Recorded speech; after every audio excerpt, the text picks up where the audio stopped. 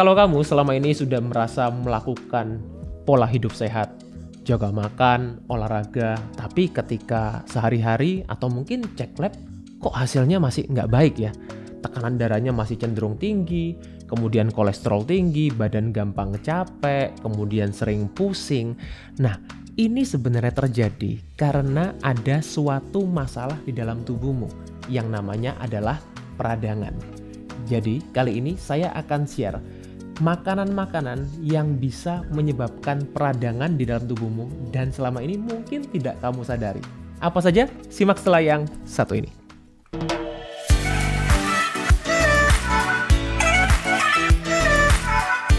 Oke, jadi sebelum masuk ke materinya, saya akan intro dulu, saya perkenalkan dulu yang ada di meja ini. Healthy Cook. Jadi Healthy Cook ini adalah provider makanan sehat yang berdomisili di Surabaya. Jadi ada cateringnya, juga ada cemilan-cemilan sehatnya juga. Spesialisasinya Healthy Cook ini adalah personalized healthy catering. Maksudnya gimana? Bukan healthy catering yang biasa, tapi juga bisa menyesuaikan dengan kebutuhan tiap orang perorangan. Sesuai goalnya, sesuai kondisi kesehatannya, yang disesuaikan dengan kebutuhan masing-masing individu. Oke, sekarang kita akan masuk ke materinya. Halo Sobat Sehat, jumpa lagi bersama dengan saya Dr. Hans di channel kesayangan kita SP30 Health episode Panas. Panduan nutrisi tanpa sensor. Dan kali ini saya mau share suatu hal yang mungkin jarang kamu dengar, jarang dibahas, adalah makanan-makanan yang bisa menyebabkan peradangan. Nah, karena peradangan ini konteksnya luas sekali, saya akan lebih mengerucut pada peradangan yang terjadi di pembuluh darah. Kenapa saya mulai dari pembuluh darah? Saya akan jelaskan. Pertama, mungkin beberapa dari Sobat Sehat karena sering belajar pasti paham ya. Yang namanya di dalam tubuh kita volume darah itu cukup banyak. Berapa? 5-6 liter. Banyak loh itu pembuluh darah ya.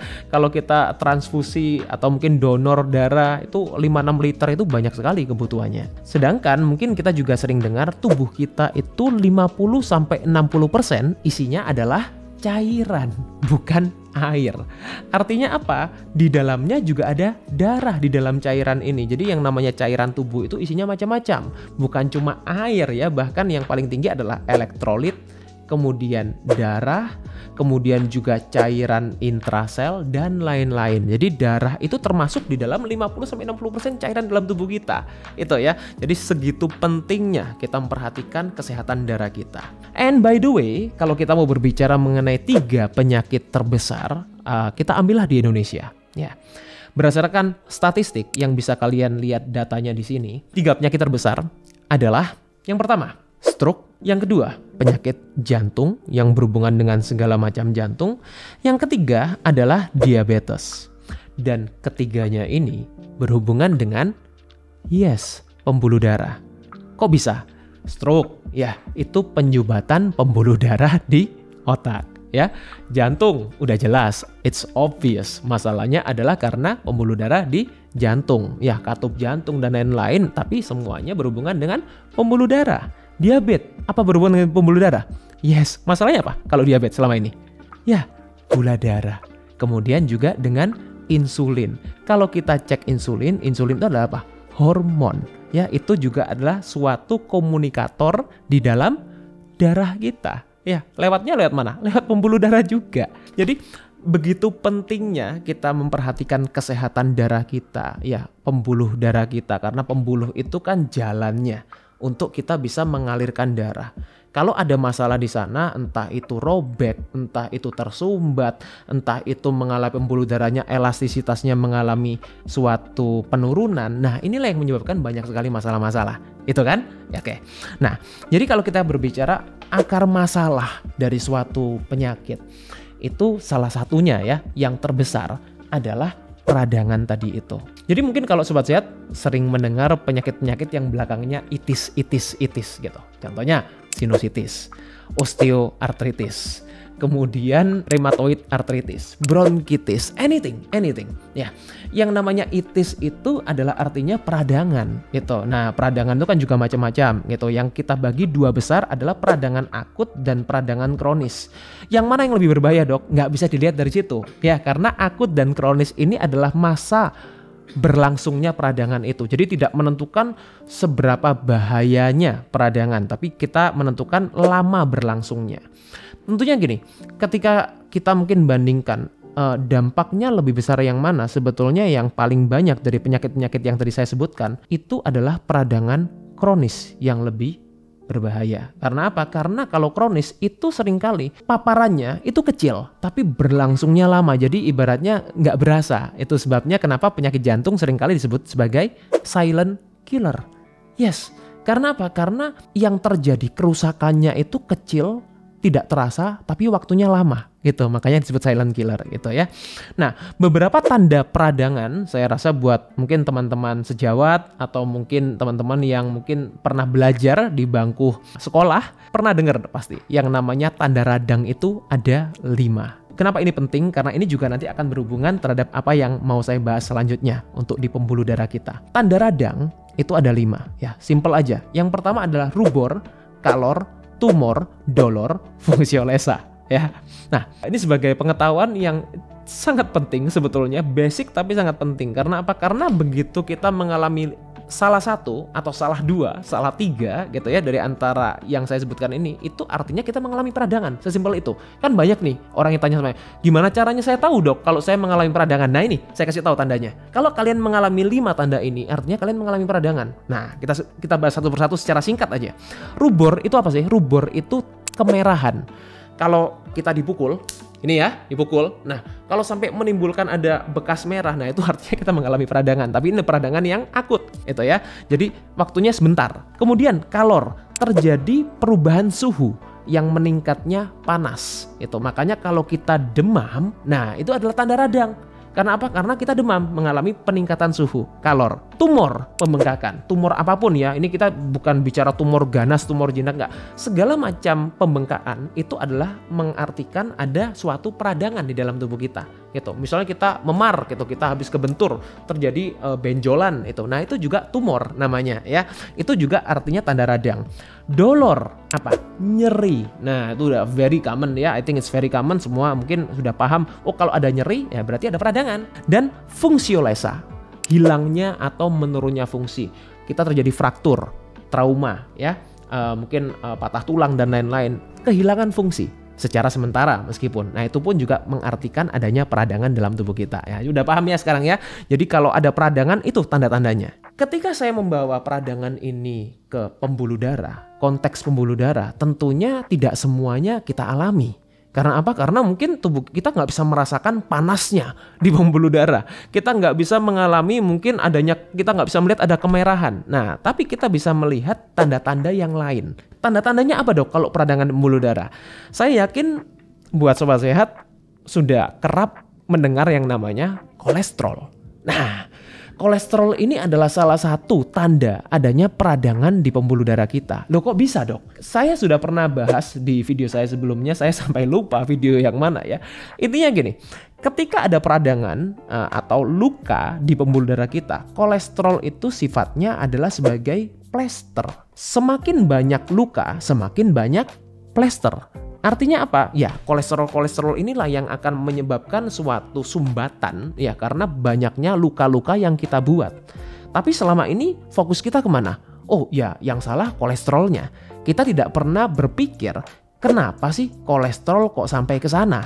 Kan seperti itu. Nah, kolesterol itu ke sana karena dia ingin menambal luka atau peradangan yang kita buat selama ini. Salah satunya adalah dari makanan yang seringkali kita nggak sadar kan gitu. Nah, ketika kolesterol ini sudah berkumpul, ya dia akan membentuk suatu yang namanya plak. Nah, plak inilah yang kita katakan seringkali sebagai sumbatan. Itu ya, sumbatan kalau di jantung ya jadi masalah jantung, kalau di otak jadi stroke dan lain-lain. Tapi awalnya kolesterol ini sebelum dia jadi plak, munculnya karena apa? Karena peradangan juga. Yang kedua, peradangan yang cukup sering terjadi adalah karena juga hipertensi. Meskipun hipertensi juga bisa disebabkan karena apa? Karena kolesterol juga. Tadi ketika pembuluh darah tersumbat, tekanan darahnya juga lebih kencang. Itu juga bisa menyebabkan yang namanya hipertensi. Ya. Kemudian gagal ginjal. Ya, ini adalah efek-efek selanjutnya. Misalnya karena hipertensi, tekanan darahnya tinggi sekali. Itu juga bisa merusak ginjal kalau itu terjadinya hipertensinya secara kronis. terus-menerus, bukan hipertensi yang secara temporary ya. Ini juga bisa menyebabkan masalah gagal ginjal, yaitu kerusakan di nefron ginjal kita. Kemudian masalah arteriosklerosis atau penyumbatan pembuluh darah jantung, tadi stroke, penyumbatan pembuluh darah otak. Jadi ini adalah masalah-masalah ya yang terjadi karena apa? Karena peradangan di pembuluh darah kita. Dan ini sangat berhubungan dengan 3 penyakit terbesar tadi yang saya sebutkan di awal. Jadi kenapa sih kok kita penting sekali memperhatikan peradangan pembuluh darah? Ya ini tadi, karena masalah-masalah yang terjadi yang selama ini kita pikirkan, oh mungkin solusinya dengan minum obat hipertensi, obat kolesterol, obat ginjal, dan lain-lain. Well, saya tidak mengatakan bahwa obat ini tidak penting. Obat itu baik. Minum obat itu tidak salah. Tapi minum obat itu juga tidak menyelesaikan masalah. Itu dia hanya menunda masalah supaya tidak lebih parah gitu. Tapi penting itu untuk orang-orang dengan kondisi urgent. Tapi kalau yang sudah kita lakukan setiap hari, peradangan yang muncul tiap hari yang kita lakukan tanpa kita sadari, itu seringkali adalah dari pola hidup kita. Salah satunya adalah dari makanan. Kalau kita minum obat tapi kita juga masih melakukan pola makan ya yang menyebabkan kita meradang setiap hari. Nah, inilah yang menyebabkan kalian mungkin harus konsumsi obat seumur hidup. Nah, jadi di sini saya ingin share, saya ingin membuat sobat sehat lebih sadar. At least sadar dulu. Ada makanan-makanan yang bisa merusak pembuluh darah kita yang tadi saya sebutkan, inilah yang menyebabkan peradangan dalam tubuh kita. Sudah siap? Ya, mungkin salah satunya adalah makanan kesukaan kalian atau mungkin salah 5-nya. Jadi makanan yang ingin saya sebutkan di sini beberapa golongan yang ingin saya sebutkan ya, bukan makanan jenis-jenis makanannya kan udah terlalu banyak, saya akan sebutkan golongannya. Yang pertama adalah gorengan. Gorengan apa, Dok? Gorengan apapun. Apalagi kalau kita menggorengnya dengan minyak-minyak yang tinggi omega 6. Ya, minyak-minyak yang direfinasi, minyak sayur, minyak jagung, minyak kedelai, minyak canola. Ini adalah minyak-minyak yang tinggi omega 6. Artinya ini adalah sifatnya pro-inflamatori. Tidak semua omega 6 memang, tapi sebagian besar omega 6 ini sifatnya pro-inflamatori. Kemudian belum lagi kalau gorengannya digoreng pakai tepung. Ya, itu kan sangat umum tuh ya. Pisang goreng gitu. Judulnya pisang goreng tapi kan dibalut sama tepung gitu ya. Tahu goreng juga dibikin tahu isi gitu. Juga dibalut sama tepung juga. Ayam goreng, tepung. Udang goreng, tepung. Jadi kalau Indonesia ini kan very relate gitu kalau kita mau bicara mengenai tepung-tepungan yang digoreng. Belum lagi kalau kita dengan lemak trans. Contohnya dengan margarin itu. Nah, ini juga judulnya mungkin bukan gorengan, bakaran, ikan bakar, tapi bakarnya pakai margarin. Nah, ini juga akan bisa menyebabkan masalah-masalah peradangan gitu ya. Jadi gorengan yang paling besar, tapi sebetulnya bukan hanya gorengan, tergantung apa yang digunakan untuk masak juga gitu ya. Yang kedua adalah gula. Nah, saya kira kalau gula mungkin semua orang udah paham, oh gula itu bahaya. Tapi di sini saya ingin ajak sobat sehat sedikit lebih dalam. Nah, gula yang ingin saya bahas di sini adalah ada 2 jenis gula. Bukan gula apa, tapi ingin saya kelompokkan. Ada yang kita sebut namanya gula alami. Dan juga ada yang namanya gula refinasi atau gula olahan. Gula alami, contohnya apa, Dok? Buah, madu, susu. Nah, ini kan makanan-makanan yang sebetulnya secara alami sudah ada kandungan gulanya. Dan orang itu seringkali kalau gula natural kan bukannya sehat, Dok, bukannya bagus, Dok, untuk tubuh kita. Well, kalau kita mau bicara bagus ini kan tergantung dari seberapa banyak kita konsumsi.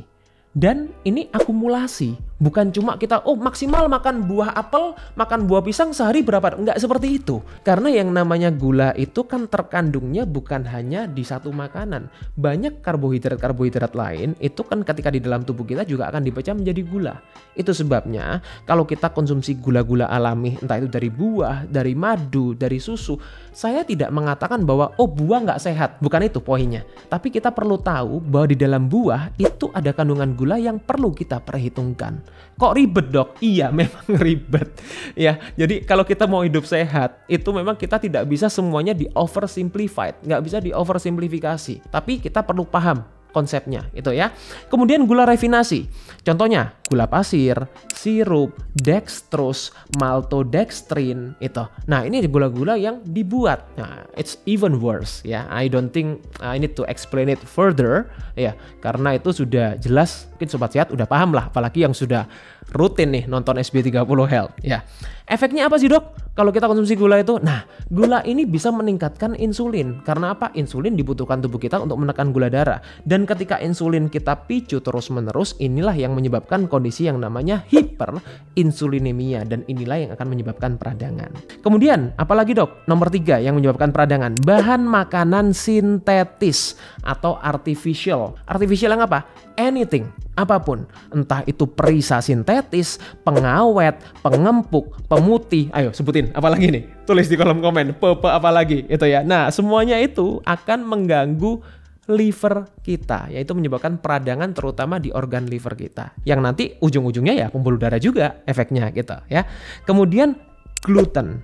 Nah, ini saya tidak mau mengatakan bahwa makanan yang bebas gluten itu pasti sehat, belum tentu. Tapi gluten itself itu sudah cukup banyak studinya, karena gluten itu adalah protein yang terkandung di dalam gandum. Saya udah pernah bahas ya, seingat saya pernah bahas mengenai gluten. Tolong nanti editor ditampilkan di sini ya. Saya ada bahas mengenai gluten. Jadi buat sobat sehat biar lebih paham gluten itu apa. Gluten itu bukan gula, gluten adalah protein yang terkandung dalam gandum itu, yang terdiri dari asam amino, glutenin dan gliadin. Efeknya tentunya dalam arti untuk orang yang punya masalah celiac disease atau penyakit celiac, it's obvious, udah jelas. Ini bisa memicu peradangan terutama di pencernaan kita, di usus. Tapi sudah cukup banyak juga studi yang ini berkaitan dengan orang yang tidak punya masalah celiac atau non-celiac gluten sensitivity. Nah, ini pun juga bisa memicu peradangan di dalam tubuh kita, terutama di masalah pencernaan. Jadi mungkin kalian tidak punya masalah celiac, tapi kalau kalian konsumsi gluten secara berlebihan, tentunya ini bisa menyebabkan peradangan juga. Dan yang terakhir, makanan yang paling menyebabkan peradangan apa? Ultra processed food. Ya, atau yang saya sebut dengan kata lain adalah junk food tuh ya. Nah, ultra processed food atau junk food ini adalah gabungan dari semuanya tadi. Apa? Dari trans fat, gluten, artificial tadi, kemudian karbohidrat olahan, omega 6, komplit dah. Itu. Ya, ada yang tahu kira-kira ultra processed food apa? Bisa tulis di kolom komen. Apa, Dok, contohnya ultra processed food? Ayo coba. Ada yang tahu nggak? Tuh, ya.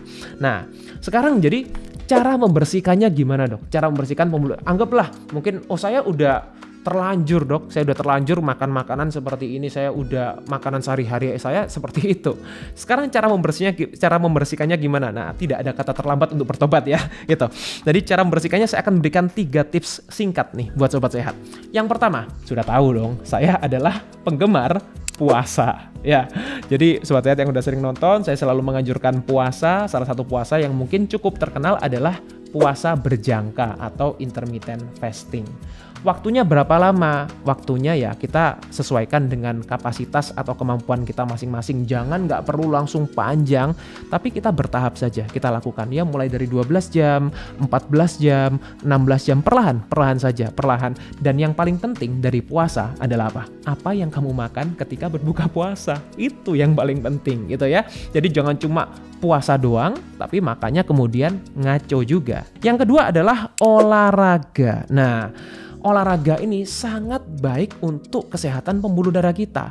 Jadi olahraga itu bukan untuk bakar kalori. Ya bakar kalori, tapi tujuan utamanya sebetulnya salah satunya yang paling besar adalah untuk menyehatkan pembuluh darah kita. Salah satu olahraga yang saya sarankan adalah olahraga kardio. Itu. Nah, bukan berarti olahraga beban nggak penting ya, tapi olahraga kardio sesuai namanya ini untuk kesehatan jantung, kardiovaskular, untuk kesehatan jantung dan pembuluh darah. Nah, makanya olahraga kardio pun sebetulnya juga sangat banyak jenisnya. Kita mau boxing, kita mau berenang, kita mau tenis, kita mau apalagi sebutin tuh olahraga kardio. Semuanya baik untuk kesehatan pembuluh darah kita. Asal dilakukan ya sesuai dengan kapasitas, sesuai dengan kemampuan. Itu penting. Oleh karena itu konsultasikan ke dokter buat teman-teman yang sudah punya masalah jantung, sudah punya apa. Masih bisa olahraga nggak dok? Bisa, tapi ya itu ya perlu konsultasi dulu supaya bisa dibimbing gitu ya oleh dokter. Yang ketiga adalah asupan nutrisi yang tepat. Nah ini jadi saya udah pernah bahas ya di video ini. Jadi bisa ditonton buat sobat sehat yang belum pernah nonton video ini, saya udah bahas makanan apa aja yang bisa membersihkan pembuluh darah ya. Jadi poin saya di sini supaya apa? Supaya sobat sehat sekarang lebih paham. Ada makanan-makanan yang sebetulnya mungkin tidak kita sadari, kita anggap sehat, tapi ternyata inilah yang bikin peradangan di pembuluh darah kita setiap hari. Semoga ini bisa diterima, dipahami, dan bermanfaat. Stay fit and stay healthy. Ada makanan-makanan yang bisa merusak pembuluh darah kita, yang tadi saya sebutkan, inilah yang menyebabkan peradangan dalam tubuh kita. Yang pertama adalah gorengan. Gorengan apa dok? Apapun. Yang kedua adalah gula. Kemudian apalagi dok? Nomor 3 yang menyebabkan peradangan, bahan makanan sintetis atau artificial. Kemudian gluten. Nah ini. Dan yang terakhir, makanan yang paling menyebabkan peradangan apa?